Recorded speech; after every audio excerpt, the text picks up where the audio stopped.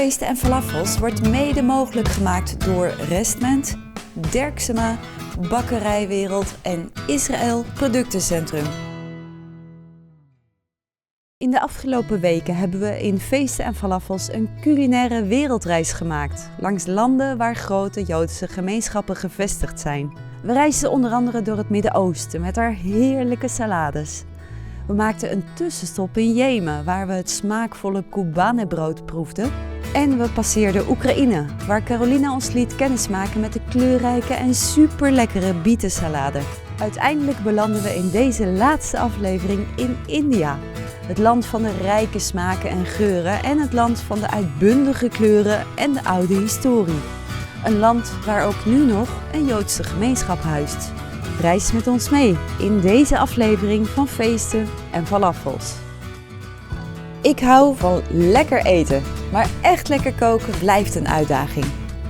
In Feesten Falafels leert Carolina uit Israël mij hoe je op een eenvoudige manier met gewone ingrediënten de heerlijkste Joodse en Israëlische gerechten kunt klaarmaken. In deze serie laten we de veelkleurigheid zien van de Israëlische keuken. Joden afkomstig vanuit de hele wereld met hun eigen tradities zorgen voor een enorme diversiteit in de Israëlische gerechten. We zijn deze serie te gast in het stoere en zilte Zeeland bij 7 Huizen aan Zee. Het adres waar je terecht kunt voor een heerlijke vakantie. En hier op het uitgestrekte Zeeuwse land mogen we gebruik maken van de prachtige keuken.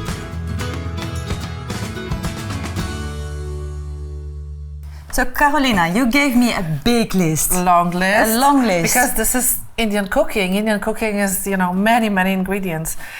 Let's see what you brought. Mm-hmm. Okay, so we're starting with spices. Indian cooking is just mostly spices. I mean, with this we start. Vandaag maken we chana masala. Een heerlijk Indiaas recept met heel veel specerijen en een Israëlische twist. Als toetje maken we straks gulab jamun, een heel traditioneel en super populair dessert in India. En als bijgerecht laat Carolina ons zien hoe je een heerlijke garosset klaarmaakt, maar dan met een Indiase twist. Maar wat is dat eigenlijk, garosset? It's a dish that is actually very Jewish. The Jewish Indian cooking is very influenced by the Indian cuisine, but still we have some touches of the real Jewish Middle Eastern flavor, and we are going to make it with the fruits, the dates and the rozanches. I like the word, and we are going to add something really Indian, which is mangoes, and this will be the touch of India in our dish. We are going to make actually a dish that is called chana masala. It's a dish that is Indian because, Indian Jews are actually, like any other Jews that were living somewhere there in the world, they very much adopted the tastes and the ways of cooking of the same country that they were living in. Right. The only thing that they are actually really still keeping as its Jewish cooking is that it's kosher, that you're not allowed to mix, for example, meat and milk. Yes. You are not allowed to eat pork. Yeah. So those are the main things that are still being kept in the Indian Jewish cooking. Yes. I'm going to put those things now to our blender. And also maybe let's put it here, and you can also put all those things in here. Yes. So, and this time we are going to use fish, the red snapper. This is also something that I noticed being in Israel. There's not so many of the Indian Jews in Israel, actually. No, because there is only a few thousand of them, huh? Yes, there's not so many, and also there were, in India there was not a big community ever. Actually, Judaism was something, Jews and were the ones of the first, maybe even the first foreign religion that was brought to India a very long time ago. Right. And you should know that those communities, the Jewish communities in India, have actually almost not encountered any anti-Semitism, because they were just accepted as they are. So which it's very interesting. So from the rest of the world. Right. Okay, I finished my go stuff. for this. Okay. Just don't touch your eyes after that. Which is the slice problem it, I have. Yes, I have made many times. But here we are, and now we are going to blend this. Yes. This one also. And then we're going to play with the spices, and I'll show you what is being done. This is something that we don't know. We just put spices into the dish. Yeah. I'll show you what we are going to do. But first, let's go for our blender. We're just blending it because this is going to be the base of our sauce. So very fast is ready. We have this. Such a nice thing. Probably already smells nice, right? It's careful not to cry because it's onions. Yeah. And now, where are the bay leaves? We have bay leaves in here. And we are going to put it, actually, as it is, on a dry frying pan. A dry frying pan. A dry frying pan. Let me take that one. We have it here. So let's go to the Yeah. oven, to the stove. Stove, you call it in English. I still have to learn things. So what I'm going to do is actually heat the pan really well.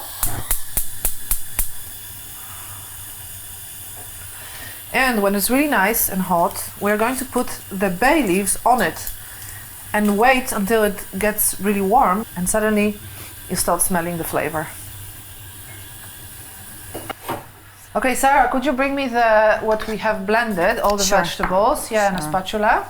There we are. Yeah, we can take this out. Yes, give it to me. Thank you.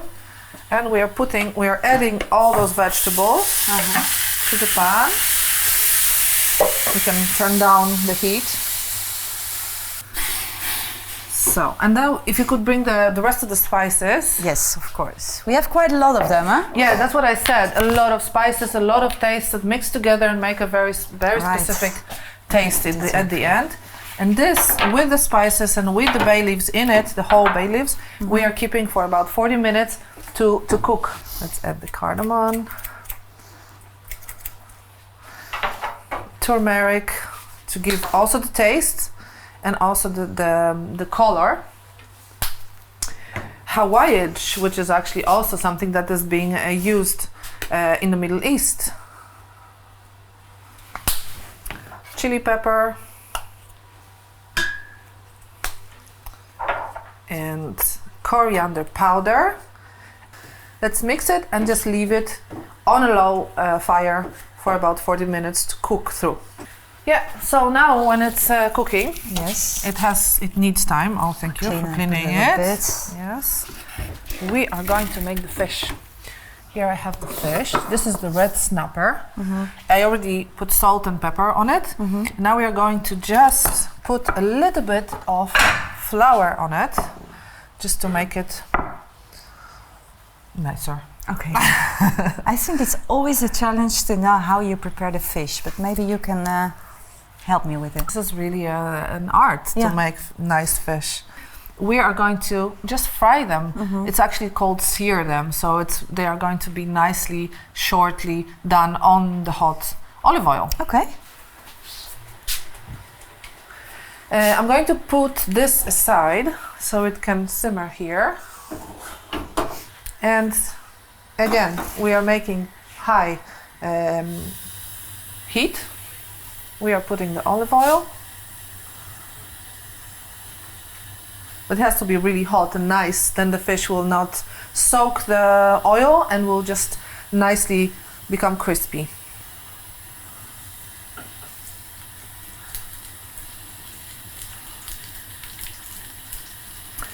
So, I'm going to leave it for a few minutes. And I will bring you this one. Oh, this is a nice one, right? Do you like this one? It's special. Basically, what we are going to do is we're going now to add our hummus. Hummus is hummus. Here is hummus. This we are going to add to our tomatoes and the whole thing to cook for. That's why we need to cook it for 40 minutes so it's really soft. And this is going to be something that we are going to put on the fish. Okay.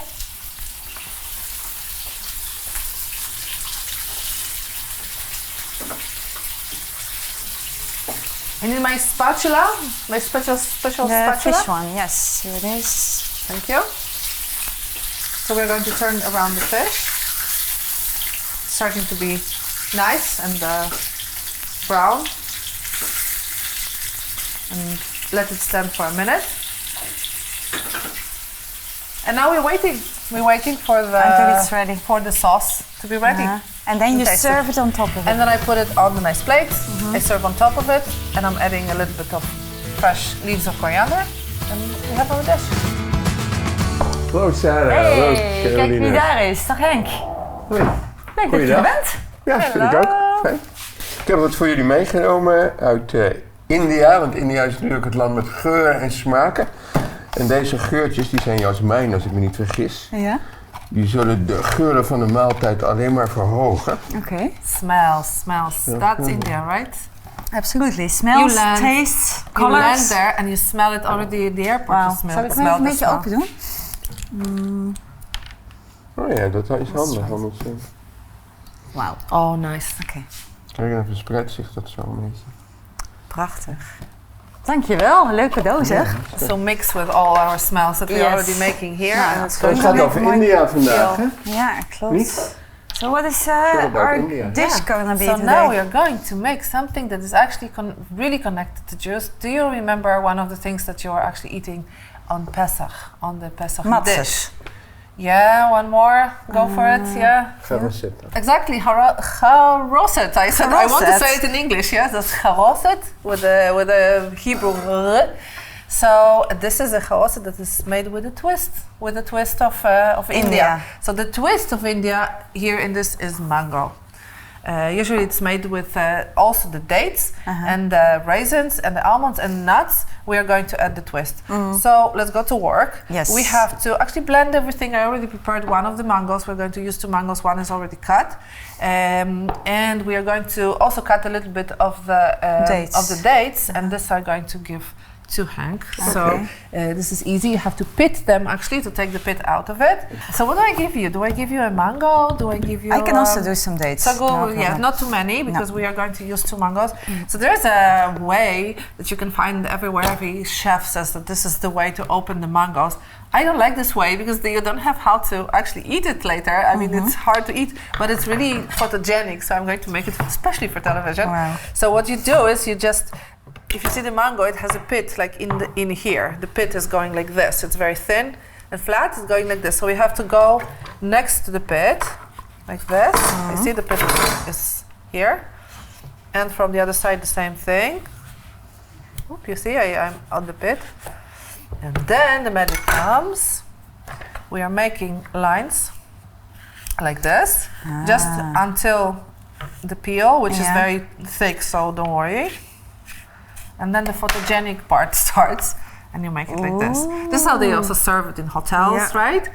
But now I'm thinking like, so how do you eat it now? Yeah. So You can cut you it can off. also cut it, just cut it off. And here we have it. We have the mango, and you will add your cut dates into this bowl for the blender. Yeah, and I'm adding also a bit of the raisins. Of course, the amounts you can find on our website. Almonds for the nuts, actually, for the nutty flavor. Oops, too much. Just a little bit of sugar. And to make it a wet consistency, so we can actually work with this, we are going to add the wine vinegar, the red wine vinegar. And we are going to use 2 tablespoons of this.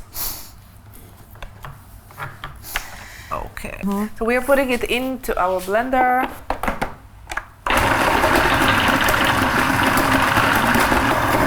And it should be ready, actually. Wow. Want Henk, we gaan het vandaag hebben over Joden die uit India Aliyah maken naar Israël.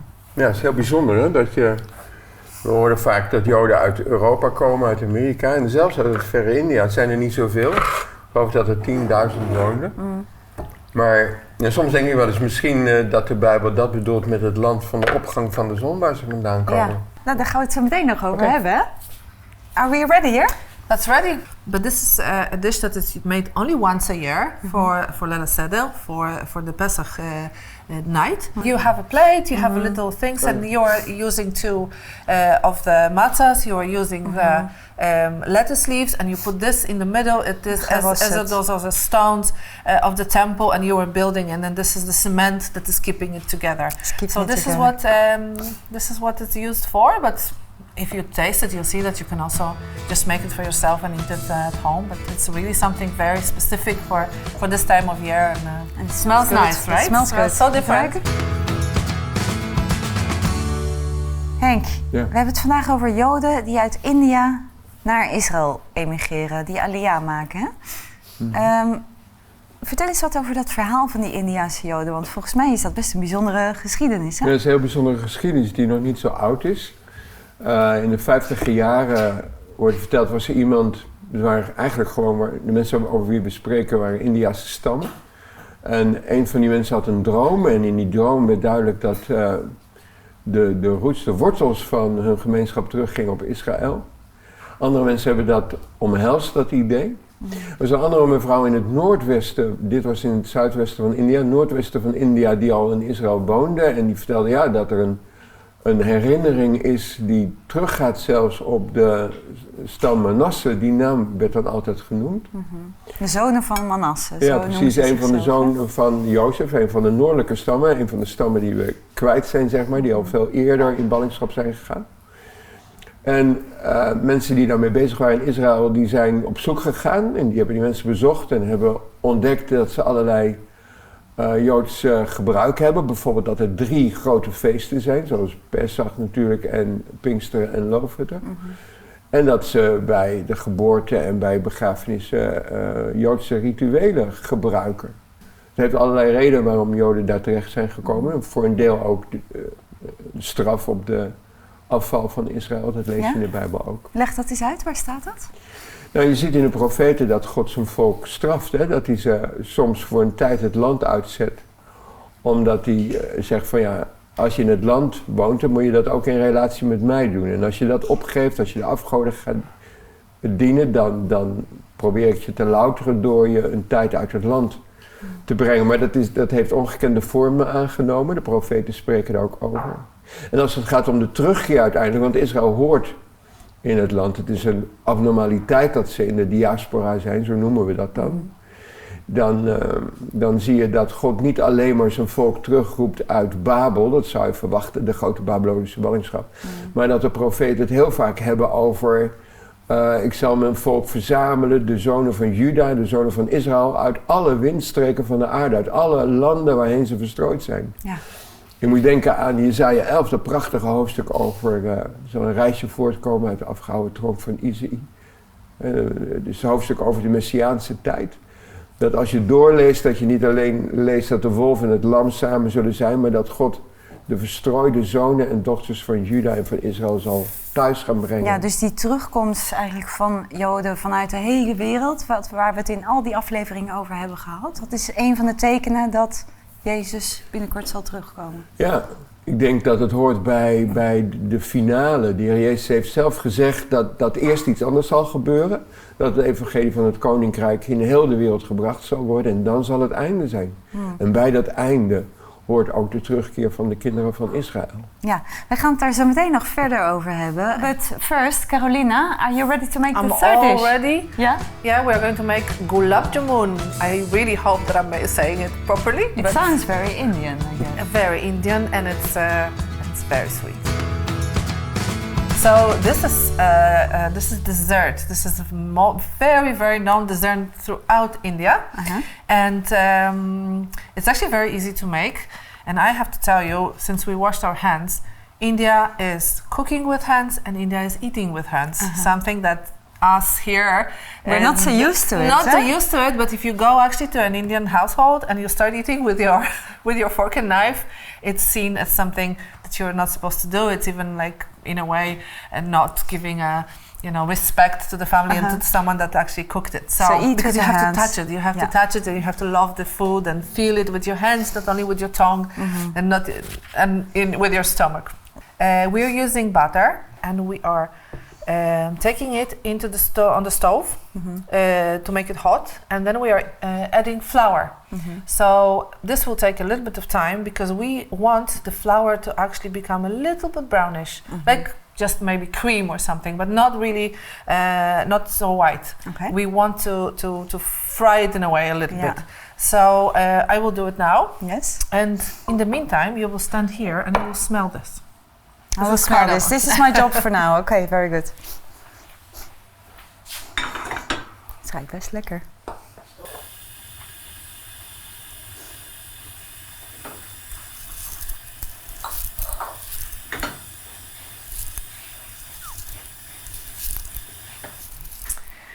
Okay, this is still not exactly the color that I would like to achieve, but it takes a lot of time, so be patient, and you will see that the color starts really getting a little brownish, and it's really nice.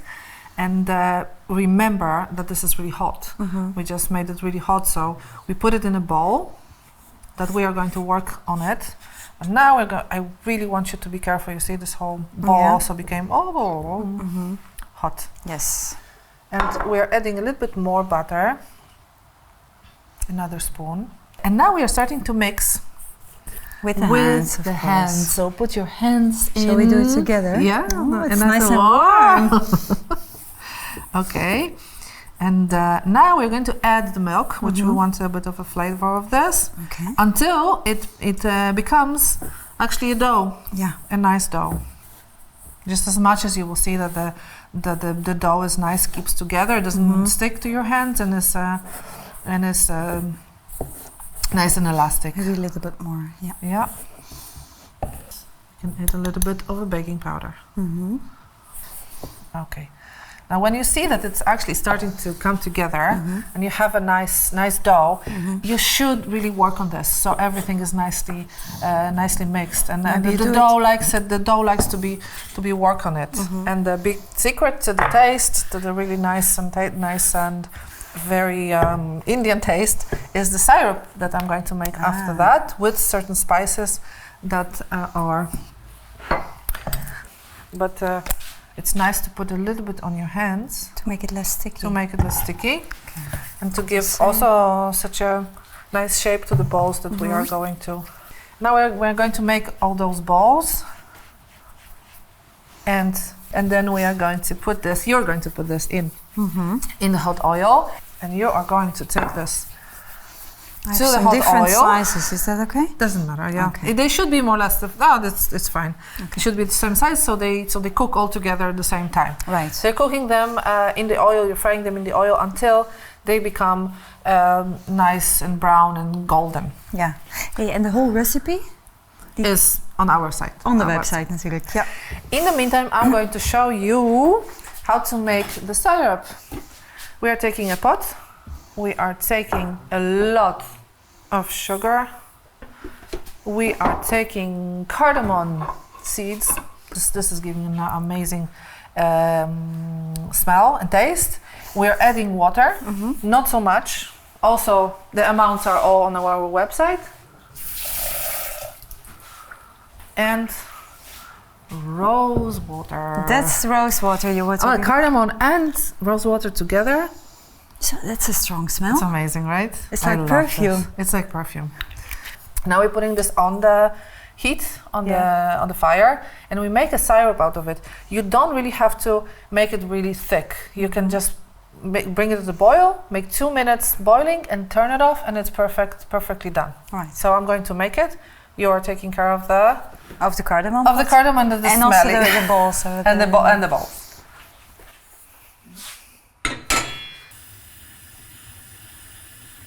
If you could bring the balls, Yes. that should be ready by this time. They look ready. Very good. Okay. Be careful because this is very hot. And Here this is. These are the balls. Yes. What we're doing now is that we are immediately, when they're still hot, we are putting them into the syrup, and we are going to keep them in the syrup for 2 hours. Yeah. So they really soak the syrup. The taste is gonna be everywhere. Okay. And it's going to be very, very sweet. So just put them all. Yes. And that's it. That's it.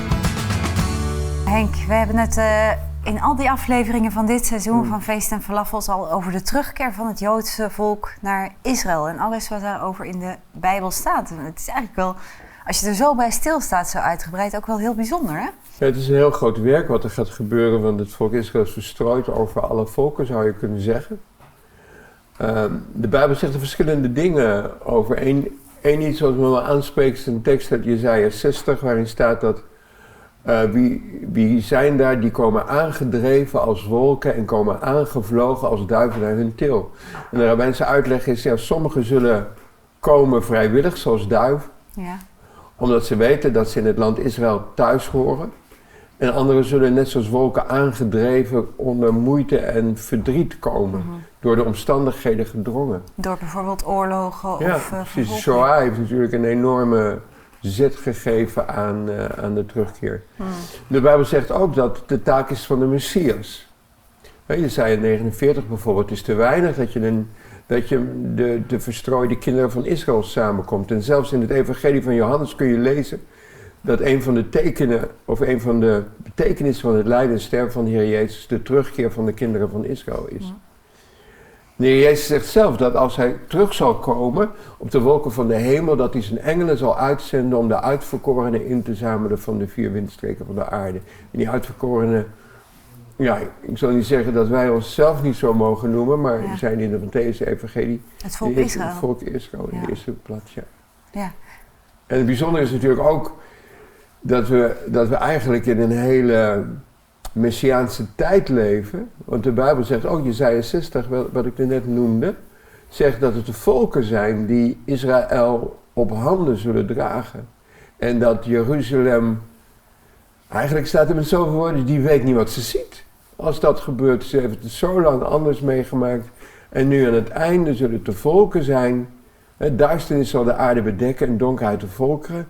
En over u zal een licht opgaan en dan komen de kinderen van Israël thuis geholpen door de volkeren. En ik vind het een voorrecht om samen met anderen daarin een kleine rol te mogen vervullen. Ja, een rol te vervullen en het ook gewoon te zien gebeuren. Want het Joodse volk keert terug naar Israël, naar dat oude land van vroeger. Wat er veel Joden blijven wonen, maar het is heel bijzonder dat na 2000 jaar, eigenlijk samenvallend met dat het evangelie overal gebracht is, dat echt op gang gekomen is. Ja, maar even een vraagje tussendoor, want kijk, ik kan me voorstellen voor het Joodse volk is het heel bijzonder, hè? Dat ze mogen terugkeren, dat ze weer samen naar Israël komen, één volk worden.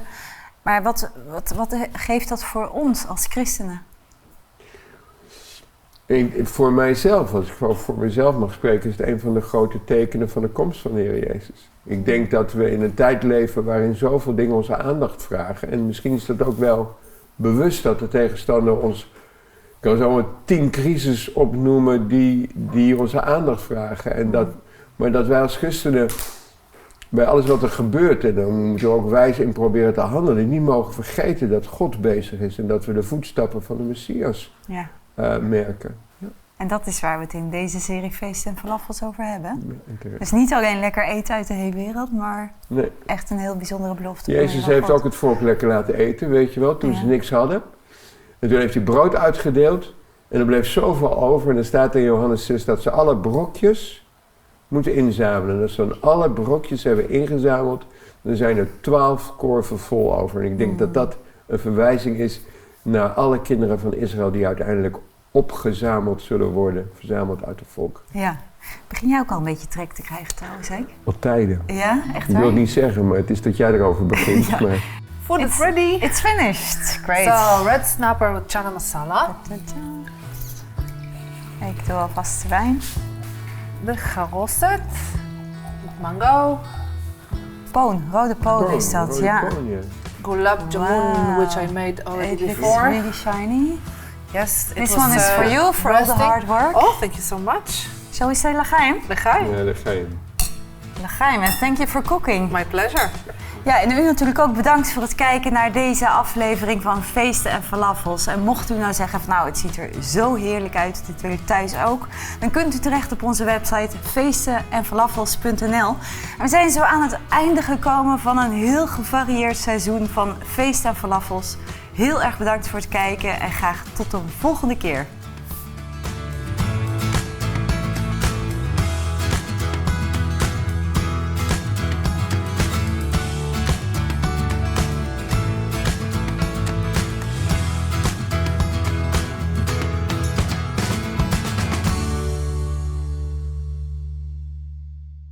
Feesten en Falafels wordt mede mogelijk gemaakt door Restment, Derksema, Bakkerijwereld en Israël Productencentrum.